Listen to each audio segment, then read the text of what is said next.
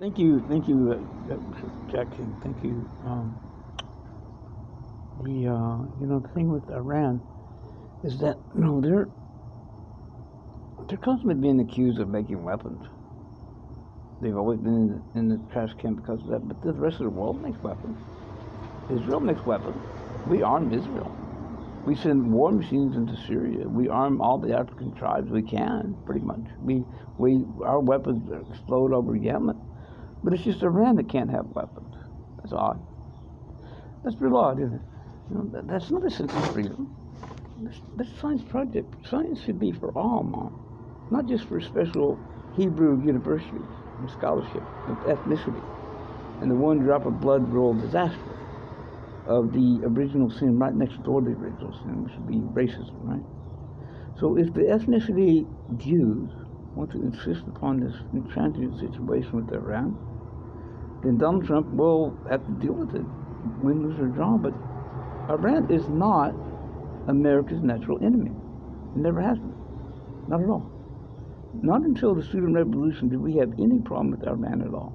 We were united under the Shah Pahlavi with Iran. There was a major American industrial complex when the Shah was there. Now, when the Islamic Revolution came in 1980, and you may notice that all those prisoners were released unharmed. You may notice that. Despite the Americans getting all hysterical about that whole thing, the big crash, and Jimmy Carter losing the election for the next politics, the next big thing, that was the hangover that lasted years. You know why? Because Ronald Reagan leveraged that into a victory, an electoral victory. The Iran hostage crisis was spread out, extended in order for Ronald Reagan to leverage that into a Republican victory. Yeah. And that, again, you see politics really making the whole world a better place. Absolutely. But notice they did come home unharmed.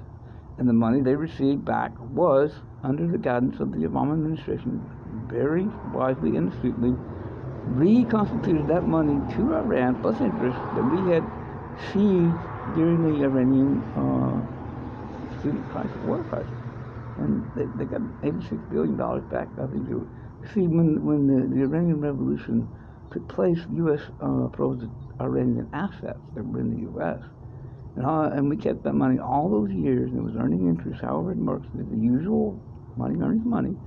And when Obama said, we owe Iran this money, and he makes sure they got it. And to me, that's real foreign policy right there. That is very flexible, very astute, very wise foreign policy, especially with the billion people in Islam very loyal to Tehran. That's very wise policy.